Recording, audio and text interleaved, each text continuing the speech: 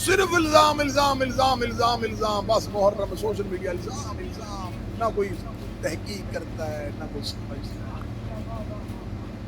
یہ شیعوں کا قرآن کے جو یہ 40 سپاروں والا قرآن، پہلے بتاؤ یہ 30 سپارے کس نے کیے تھے؟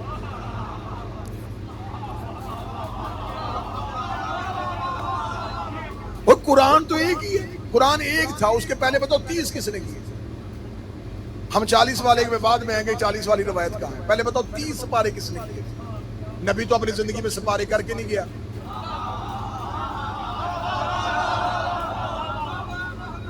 میرے رسول اللہ نے تو اپنی زندگی میں پارے کیے ہی نہیں۔ یہ قرآن پارا پارا کس نے کیا؟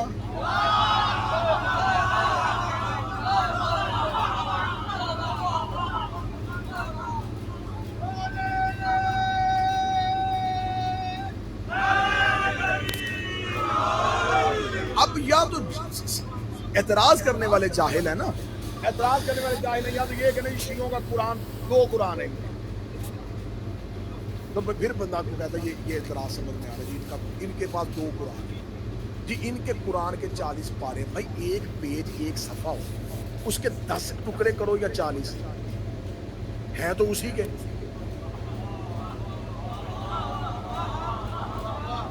ہمارے گھروں میں 40 سپاروں والا قرآن نہیں ہے، لیکن اگر 30 کسی نے کر دیے تھے، اگر 10 اور بھی کر دیے جائیں، لیکن صرف جھوٹے الزام پہ الزام، الزام پہ الزام۔ یہ جو کسی کے مرنے کی خوشی مناتے ہیں غدیر میں، تو میری جان جس کے مرنے کی خوشی منائی جائے نا، اس کے جینے کا، اس کے پیدا ہونے کا غم نہیں منایا جاتا۔ رکنا رکنا رکنا، پھر ایسے تو پھر ایسے ہی صحیح نا، جیسا منہ ویسی چپیڑ۔ پھر ٹھیک ہے، جس کے مرنے کی خوشی منائی جائے تو اس کے پیدا ہونے والے دن، اس کی ڈیٹ آف برتھ پہ ہمیں سوگ بھی منانا چاہیے۔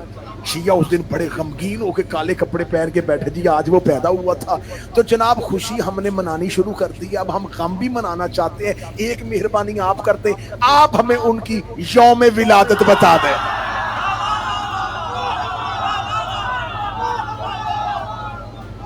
آپ بتا دیں۔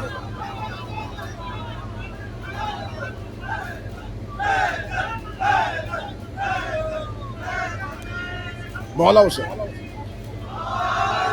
میر بھائی، ہم ماتم کرنے والے لوگ ہیں، ہم تو بہانے ڈھونڈتے غم منانے کے، ہم تو بہانے ڈھونڈتے غم منانے کے، ہم تو طریقے تلاش کر رہے ہیں۔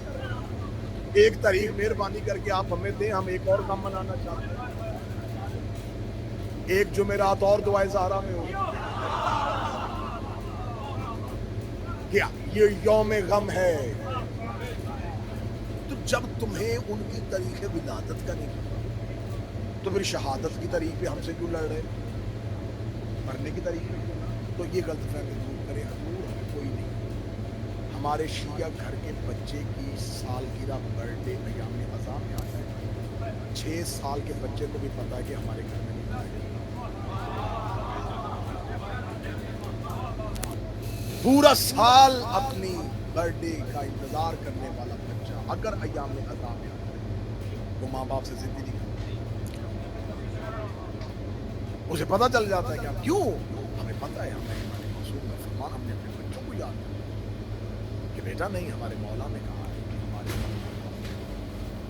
خوشیوں کے ساتھ خوشی، تو ہم اپنی خوشیوں اور اپنے غم مؤخر کر دیتے ہیں۔ ہم خوشی بھی مناتے ہیں تو ان کی وجہ سے، ہم غم بھی مناتے ہیں۔ الیوم یئس الذین کفروا من دینکم، آج کافر کے دین سے مایوس ہوئے۔ لفظ مولا سن کے مایوس ہوئے؟ شیعوں قدیر کو سمجھو، خدارہ قدیر کو سمجھو۔ قدیر صرف ایک جشن کا نام نہیں، قدیر ایک مکمل سلیبس کا، قدیر ایک نصاب کا نام، قدیر ایک مکمل ادارے کا نام۔ قدیر سمجھیے گا۔ رسول اللہ نے جو خطبہ دیا تھا مولا امیر المومنین کے، کیا وہ خطبہ صرف یہ تھا رسول کھڑے ہوئے تھے اور اللہ کی حمد و ثنا کرنے کے بعد کہہ دیا من کنت مولا فاضل؟ 3.5 گھنٹے تپتے ہوئے صحرا میں نبی نے علی پڑھا۔ خطبہ غدیر آپ کو کتابوں سے ڈھونڈنے کی ضرورت نہیں ہے، سیل فون آپ کی جیب میں، آپ سیل فون نکالیے گا، گوگل پہ جائیے گا، خطبہ غدیر اپنی مرضی کی اس بات سمجھ میں آتی ہے، ٹرانسلیٹ کر کے دکھا۔ خطبہ غدیر جس کتاب میں پورا لکھا ہوا ہے نا، وہ خطبہ غدیر جس کتاب میں پورا لکھا ہے وہ کم از کم 13 صفحات لکھا ہوا ہے، 13 صفحات۔ اور آپ کو پتہ لکھے ہوئے اور بولنے میں دورانیے میں فرق ہے۔ کم از کم 13 پیجز میں خطبہ غدیر لکھا ہے جو رسول علی کے لیے۔ اس میں پہلے 50 جملے رسول اللہ نے صرف اللہ کی بات کی،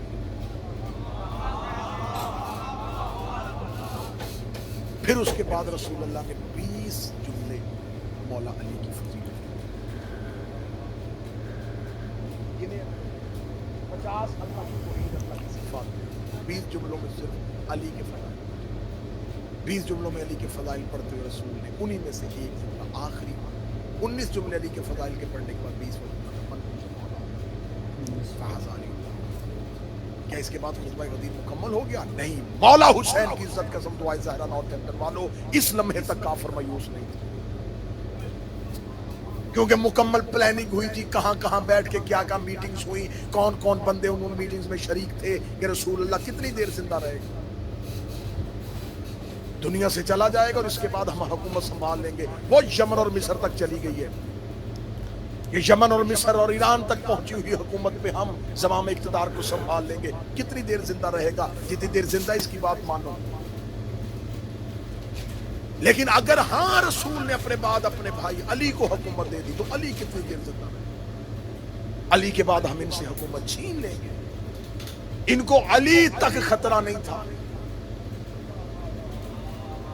من کن تو مولا سن کے کافر مایوس نہیں ہوئے۔ تمہیں شیعوں ممبر سے صرف من کن تو مولا تک غدیر سنائی جاتی ہے، رسول نے من کن تو مولا و فحاذا علی مولا کے بعد اپنا خطبہ مکمل نہیں کیا۔ رسول نے ہاتھوں میں اٹھایا ہوا تھا علی کو، فرمایا جس کا میں مولا اس کا یہ علی مولا ہے۔ اس سے پہلے نبی نے فرمایا تھا النبی اولی بالمؤمنین من انفسہم، نبی تم مومنین پہ تمہاری جانوں سے زیادہ حق رکھتا ہے۔ اللہ مولایا وانا مولاکم، اللہ میرا مولا ہے میں تمہارا مولا ہوں۔ من کن تو مولا ہو فحاذا علی مولا، جس کا میں مولا ہوں اس کا یہ علی مولا ہے۔ اس کے بعد رسول چپ نہیں ہوئے، رسول نے کہا اس کے بعد اس کا بیٹا حسن مولا ہے، اس کے بعد اس کا بیٹا حسین مولا ہے، اس کے بعد علی زین العابدین مولا ہے، اس کے بعد محمد مولا ہے، اس کے بعد جعفر مولا ہے، اس کے بعد موسیٰ مولا ہے، اس کے بعد علی مولا ہے، اس کے بعد محمد مولا ہے، اس کے بعد علی مولا ہے، پھر اس کے بعد وہ مولا ہے جس کا نام میرے نام سے ملتا ہے، اور وہ تمہیں یوم عدل تک لے کے جائے گا۔ جب رسول نے 18 ذی الحج سے لے کے 12ویں کے ظہور تک پورا نصاب بتا دیا، اب کافر دیر سے مایو۔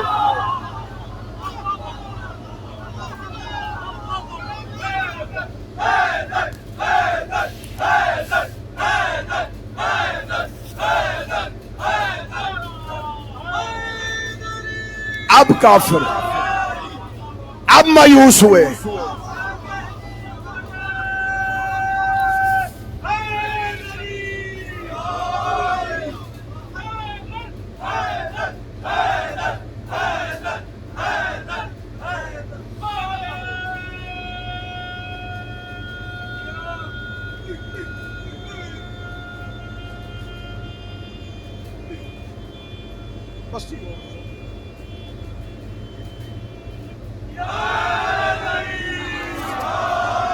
مایوس ہو گیا۔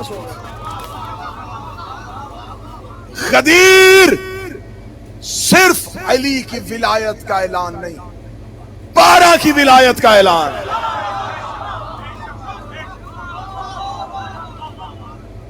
صرف مولا علی کی ولایت ہوتی یہ اتنا خطرے میں نہ جاتے۔ رسول نے نام لے لے کے جو ابھی نہیں بھی آئے، پڑھو خطبہ غدیر، نکالو جیب سے۔ رسول نے 50 جملے اللہ کی وحدانیت پہ، 20 علی پہ، پھر 20 علی کے بیٹوں پہ،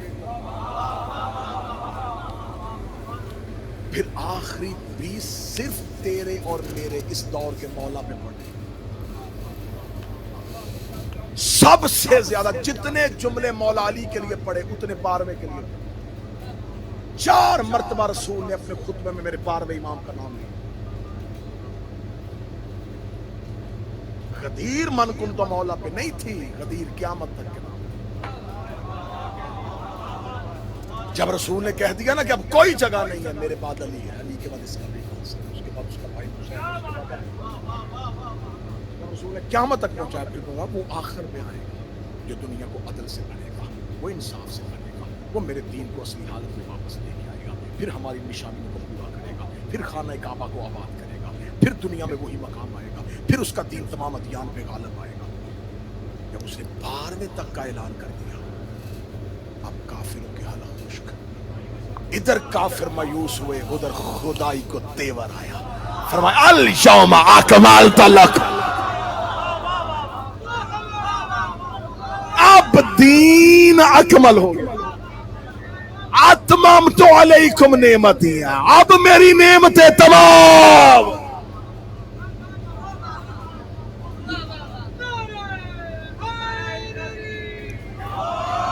کیوں دین غدیر میں مکمل نہیں ہوا؟ اکمل ہوا۔ اکمل اسے کہتے ہیں جس کے بعد کچھ بھی جگہ بات نہیں۔ 12ویں تک کا اعلان ہوا تو فرمایا اب دین بنے، اب نعمتیں تمام ہو گئی، اب میرے پاس ان کے علاوہ کوئی نعمت نہیں ہے۔ 12واں میری آخری نعمت کا نام ہے، یہ جو قرآن میں خدا نے سب سے زیادہ ترنم والی سورت بھیجی ہے نا، جس کو مولانا جلدی یاد کر دیتے ہیں، سورۃ الرحمن، فَبِأَيِّ آلَاءِ رَبِّكُمَا تُكَذِّبَانِ۔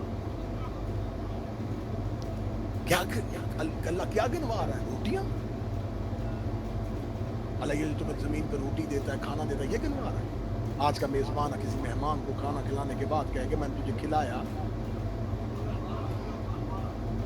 یہ جو بار بار اللہ کہہ رہا تم میری کون کون سی نعمت کو چھوڑو،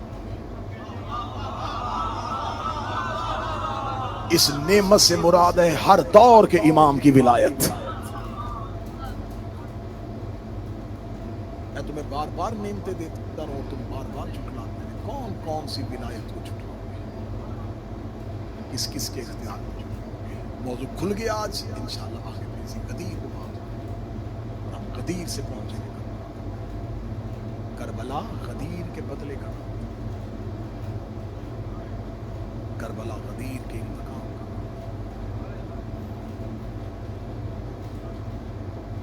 میں شیعہ قوم کا سب سے چھوٹا ذاکر ہو کے کہتا ہوں، تم نے غدیر کا بدلہ لینا تھا، تم کربلا سے واپس چلے جاتے۔ ہم شیعہ بازاروں میں روتے ہیں، ہم بازاروں اور گلیوں میں رو اس لیے رہے ہیں، تم کربلا سے واپس نہیں آئے، تم نے غدیر کا بدلہ شام کے بازار میں لیا۔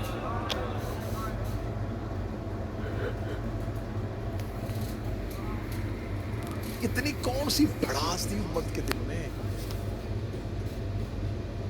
میرا نوجوان، میرا اسکول کالج میں جانے والا اسٹوڈنٹ ذہن میں سوچے، 50 سال نہیں ہوئے نبی کو گئے اور کلمہ پڑھنے والوں نے اس کا بیٹا ہاتھوں سے مار دیا۔ نبی کو دنیا سے گئے ابھی 11 دن نہیں ہوئے اور انہوں نے اسی نبی کا دروازہ چلا دیا۔ یہ کون سی بھڑاس تھی؟ اتنی دیر یہ دشمنی چھپا کے بیٹھے رہے کہ ہم حکومت لے لیں گے، ہم نظام سنبھال لیں گے۔ اچانک جب غدیر میں ان کے دماغوں میں دھماکہ ہوا نا کہ ہمیں تو کچھ بھی نہیں ملنے والا، سب کچھ علی اور علی کے بیٹے لے گئے، ادھر رسول کی آنکھیں بند ہوئی، ان کی بھڑاس واحد ہے، انہوں نے پہلا بدلہ لیا محمد کی بیٹی سے۔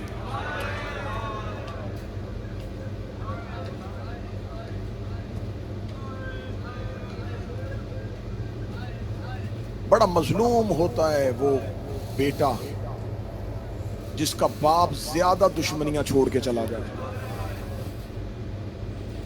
باپ نے زیادہ دشمنیاں پال لی ہو نا، بیٹے کو باپ کی دشمنیاں سنبھالنی بڑی مشکل ہو جاتی۔ پوری امت دشمن ہو گئی اور نبی دنیا سے چلے گئے۔ نبی کا کوئی بیٹا ہوتا تو یہ بدلہ لیتا۔ پہلا بدلہ انہوں نے لیا رسول کی بیٹی سے۔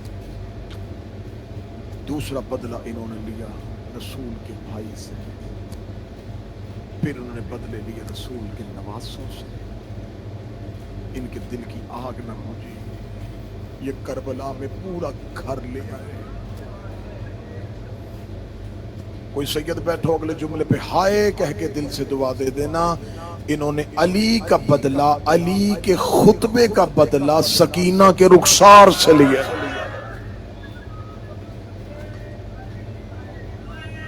جس نے ہائے کہا ہے مصطفیٰ کی بیٹی تیری ہائے قبول کرے، جو رو پڑا ہے نبی کی بیٹی تیرے آنسو قبول کرے، سیدہ تمہیں دنیا کے کسی غم میں نہ رلائے۔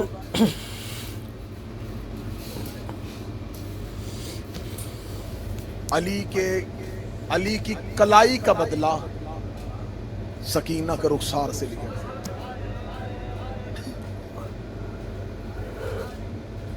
انہوں نے علی کی کلائی کا بدلہ حسین کی بیٹی کے رخسار سے۔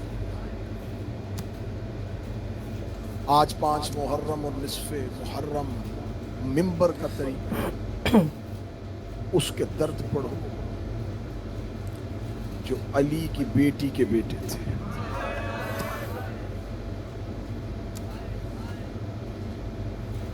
جب مقتل شہداء گنتی ہے تو مقتل کہتی ہے فلاں کے اتنے بیٹے، فلاں نے اتنے بیٹے دیے، فلاں نے اتنے بیٹے، ام البنین نے 4 بیٹے دے دیے، فلاں نے اتنے بیٹے۔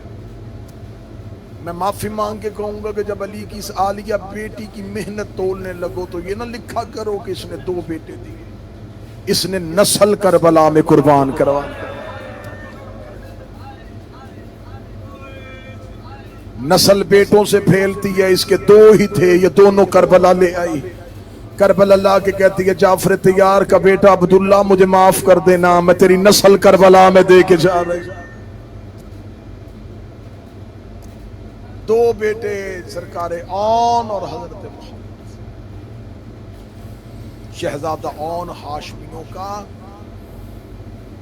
لاڈلا شہزادہ تھا، کیونکہ جس بہن کے بھائی زیادہ ہوں اس بہن کی اولاد بھائیوں کو بڑی پیاری ہوتی ہے، جس بچے کے ماموں زیادہ ہوں نا اس کے لاڈ بڑے ہوتے ہیں۔ جناب اون گھر سے نکلتے کبھی حسین اٹھاتے، کبھی عباس اٹھاتے، کبھی جعفر اٹھاتے۔ جناب اون کے بارے میں کتابیں کہتی ہیں کہ شہزادہ اون بی بی کا بڑا شہزادہ، اس میرے شہزادے کو، اس میرے آقا و مولا کو قیمتی گھوڑوں کا بڑا شوق تھا۔ اہل بیت جناب اون کے لیے جب بھی کوئی بھی جاتا جناب اون کے لیے گھوڑا خریدتے۔ آج بھی کہا جاتا ہے کہ جناب اون کی قبر پہ جاؤ نا تم کربلا میں، اگر تمہارے پاس سواری نہیں ہے جناب اون سے جا کے سواری مانگو۔ اون کی قبر پہ سواری مانگی جائے، اگلے سال سے پہلے جناب اون سواری دے دیں، سواریاں دے دیں۔ اہل بیت گھوڑے لا کے جناب اون کے لیے، جناب اون کو گھوڑوں کا شوق تھا۔ یہ ہاشمیوں کے شوق میں سے جناب ہاشم کو شوق تھا۔ جناب ہاشم کے بعد رسول اللہ کو بھی کہا، مولا علی کو بھی اپنے بیٹوں کو مکہ میں ودا کر باپ کے ساتھ واپس مدینے چلے۔ یہ ماں اور بیٹوں کی مکہ میں آخری حسین علیہ السلام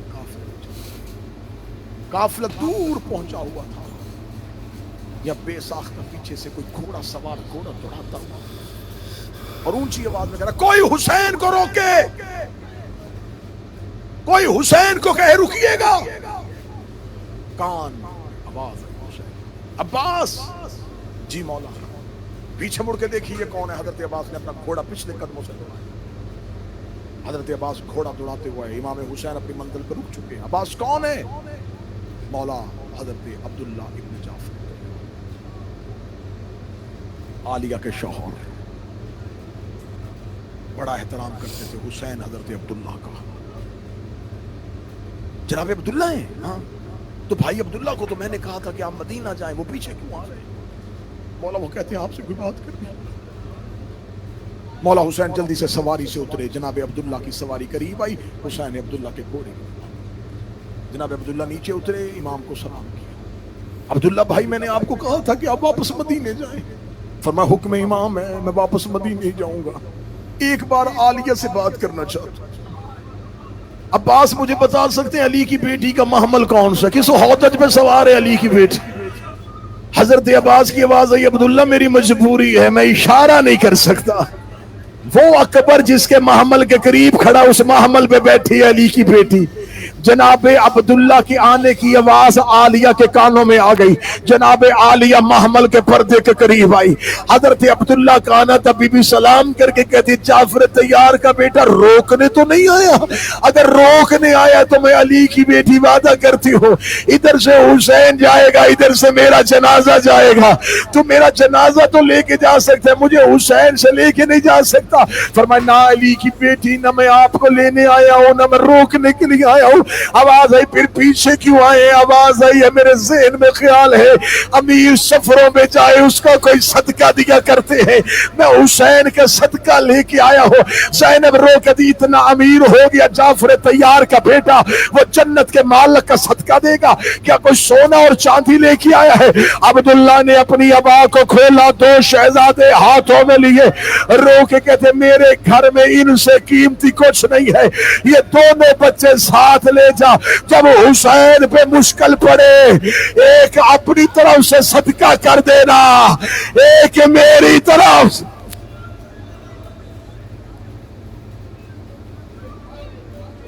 ایک اپنی طرف سے صدقہ کر دینا، ایک میری طرف سے صدقہ کر دینا. آ گئی عالیہ کربلا میں. شب عاشور ہر ماں قربانی تیار کر رہی ہے، ہر ماں کہہ رہی ہے، ہر ماں اپنا بیٹا لے کے خیمے میں بیٹھی ہے. ہر بیٹا خیمے میں شب عاشور اپنی ماں کی گود میں تھا. دو بچے ہیں جو جوانوں کے ساتھ باہر کھڑے تھے.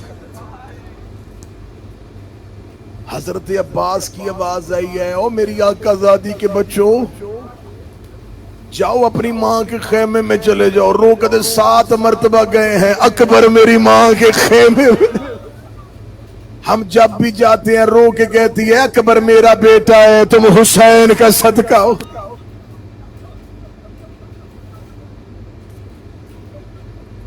مقتل کہتی ہے جناب کلثوم ان بچوں کو لے کے اپنے خیمے میں گئی. بی بی کلثوم نے دونوں بچوں کو تیار کیا. 10 محرم حسین سے اجازت لینے کے لیے 7 مرتبہ آئے. جب بھی آتے حسین دیکھے کہتے ہو تم میری بہن کی نشانی ہو اور تم میرے بھائی عبداللہ کے بیٹے ہو، تم جعفر طیار کا خون ہو، نہ مجھ سے بار بار مرنے کی اجازت مانگو. آخری بار ماں کے خیمے کے دروازے پہ گئے، جا کے کہتے اماں غربت کی انتہا ہو گئی ہے، بار بار جا رہے ہیں، مولا ہمیں لڑنے کی اجازت نہیں دے رہے. بی بی عالیہ کی آواز ہے عباس ذرا میرے بھیا حسین کو خیمے کے دروازے پہ بلائیے. حسین بہن کے دروازے پہ آئے. بی بی دیکھ کے کہتی ہے میرے آن اور میرے محمد کو میدان میں کیوں نہیں جانے دے رہا؟ حسین رو کے کہتے زینب یہ تیری نسل کی بقا کے ضامن ہے، میری بہن یہ تیرے 2 اکلوتے بیٹے ہیں. رو کے کہتی بے شک میرے بیٹے ہیں، اکبر سے پیارے تو نہیں ہے، حسن کے قاسم سے پیارے تو نہیں ہے. جہاں اکبر موت کی تیاری کر رہا ہے وہاں انہیں بھی موت کی طرف جانے دے. حسین کی آواز ہے عباس ذرا میرے شہزادوں کو تیار کر. حضرت عباس نے اپنے ہاتھوں کے ساتھ دونوں کو گھوڑے کی زین پہ بٹھایا، دونوں گھوڑے کی زین پہ بیٹھے. ایک مرتبہ حضرت عباس نے دونوں کا چہرہ دیکھا، اون محمد کے درمیان آ کے کھڑا ہو گیا علی کا جوان غازی. دیکھ کہ اون تو بھی میرا شاگرد ہے، محمد تو بھی میرا شاگرد ہے، آج میدان پہ ایسے حملہ کرنا کہ شامیوں کو پتہ چل جائے کہ عباس کے شاگرد لڑتے کیسے ہیں. اون دے کے کہتا ہے مولا ٹیلے پہ کھڑا ہو کے ذرا اپنے شہزادوں کا حملہ دیکھنا، لیکن ایک بار ہماری ماں سے کہے ہمیں کوئی آخری بات کرنی ہے. بی بی عالیہ خیمے کے دروازے پہ آئی، رو کے کہتی اماں ایک بار دیکھ تو صحیح ہم گھوڑے پہ بیٹھے ہوئے لگ کیسے رہے ہیں. بی بی نے خیمے کا پردہ اٹھایا، پردہ اٹھا کے کہتی ایک وعدہ مجھ سے کر کے جانا. رو کے کہتی اماں حکم حکم کر کون سا وعدہ ہے؟ دیکھ کدی میدان میں لڑنا علی بن کے، میدان میں جنگ کرنا جعفر تیار بن کے، تلوار اٹھانا عباس کی طرح، حملہ کرنا حسن کی طرح، لیکن ایک وعدہ کر کے جانا، اتنی دور جا کے گرنا حسین کو اٹھانا نہ پڑے۔ میرا غریب صبح سے لاشیں اٹھا اٹھا کے تھکا ہوا ہے، تو نے سینے پہ ہاتھ نہ مارا اور رو کے کہتا اماں مجھے تیری چادر کی قسم ہے میں اتنا دور جا کے گروں گا، اماں میں کربلا سے باہر جا کے گروں گا۔ اٹھاؤ کتابیں اور جاؤ کربلا۔ آج بھی جناب اون کربلا سے باہر ہے۔ یہ ہے وفائے زینب۔ اگلی سطر پڑھو جو روئے گا، یہ وفائے زینب ہے، حور کربلا کے اندر ہے۔ آن کربلا سے باہر ہے، اکیلی قبر ہے زینب کے بیٹے کی۔ جناب آن گھوڑے کی زین پہ آئے، کربلا کے ٹیلوں پہ 3 دن کے پیاسے شہزادے، جعفر تیار کے پوتے، حیدر کرار کے نواسے۔ حضرت آن نے شہزادہ محمد کو دیکھا، فرمایا محمد میں دائیں سے جاؤں گا تو بائیں سے آ۔ محمد لشکر کے درمیان میں نہیں، لشکر کے اخیر میں دونوں پھر ملیں گے۔ آن نے محمد کو دیکھا، محمد نے آن کو دیکھا، ٹیلے پہ عباس نے دونوں کو دیکھا، حسین نے عباس کو دیکھا، فضہ نے حسین کو دیکھا، زینب نے فضہ کو دیکھا۔ عالیہ مسلح پہ، فضہ دروازے پہ، حسین زمین پہ، عباس ٹیلے پہ، آن و محمد زین پہ۔ حضرت عباس ٹیلے پہ گئے، اللہ اکبر کہہ کے شہزادوں کو لشکر میں اتارا۔ آن لڑتا ہوا جا رہا تھا اور رجس پڑتا ہوا جا رہا تھا۔ جس نے جنگ موتا پہ جعفر تیار کا حملہ دیکھنا ہو، جس نے جنگ احد میں لڑتا ہوا علی دیکھنا ہو، جس نے خیبر میں علی کی ذوالفقار دیکھنی ہو، آؤ ہم طرفین سے جرت اور بہادری لے کے میدان میں آ گئے ہیں۔ انہوں نے اتنا زوردار حملہ کیا، ہزاروں کے لشکر میں بھگدڑ مچ گئی، دائیں سے بائیں فوجوں نے دوڑنا شروع کیا۔ عباس ٹیلے پہ کھڑا ہو کہا مرحبا جعفر تیار کا لہو، مرحبا میرے عبداللہ کے بیٹوں، مرحبا میری آقا زادی کے بچوں۔ حسین عباس کو دے کر مرحبا فاطمہ کی دعا، مرحبا زہرا کی دعا۔ فضہ دروازے پہ کھڑی ہو کے کہہ رہی ہے مرحبا اے حسین کی دعا۔ زینب مصلی پہ سر سجدے میں رکھ کے کہہ رہی ہے مرحبا میرے غریب کا صدقہ، مرحبا میرے پردیسی کا صدقہ۔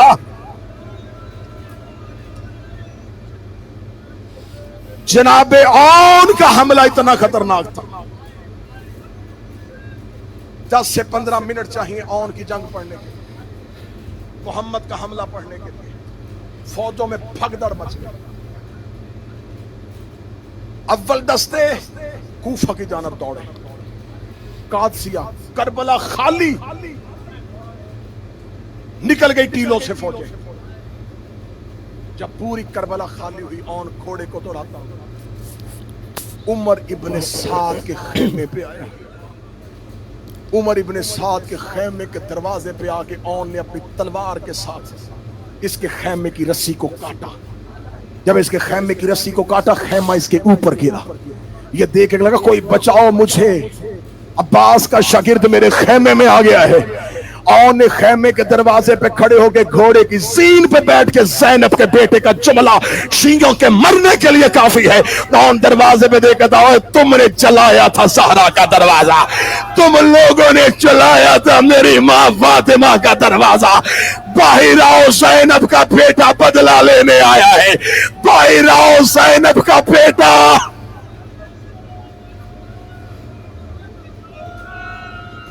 تم لوگوں نے جلایا تھا میری ماں کا دروازہ، آؤ باہر۔ زینب کا بیٹا بدلہ لینے آیا۔ کتابیں کہتی ہیں کہ بھاگے ہوئے ملاؤن دوبارہ ٹیلوں پہ آئے۔ ٹیلوں پہ آ کے محمد نے دیکھا کہ آن لشکر کے درمیان میں گھر گیا ہے۔ چھوٹے کی آواز آئی، آن لشکر کو چیر، فوجیں چاروں طرف سے آ گئی ہیں۔ جب آن نے ٹیلوں کے اوپر سے دیکھا چاروں طرف سے حملہ ہونا شروع ہوا ہے، محمد نے اپنے گھوڑے کو اپنے بھائی کی جانب دوڑایا۔ محمد تلواروں کے ساتھ رستہ لیتا لیتا آن تک جا رہا تھا، یا آدھے لشکر نے زینب کے چھوٹے بیٹے کو گھیر لیا۔ ادھر محمد کو گھیرنا تھا، عباس نے تلوار نیام سے کھینچی۔ حسین کی آواز آئی، غازی کہا جا رہا ہے؟ فرمایا وہ چھوٹا ہے، فوجوں نے گھیر۔ نہ ماتم کر سکو تو ہائے تو کہنا۔ مولا حسین کی آواز آئی، عباس کہاں جا رہے ہیں؟ عباس کی آواز آئی، مولا وہ چھوٹا ہے، فوجیں زیادہ ہیں، مولا مجھے محمد کو بچانے دے۔ حسین کہتے عباس زینب سے پوچھ لے۔ زینب دروازے پہ آگے دی، خبردار کوئی نہ جائے، میرے بچوں کو ایک مرتبہ لڑنے دو۔ اور سیدو مجھے جملہ معاف کر دینا، زینب کے بیٹے کی عمر تھوڑی تھی، شہزادہ زین سے گرا، پاؤں رکاب کے اندر تھے، کمینوں نے گھوڑے کو دوڑا۔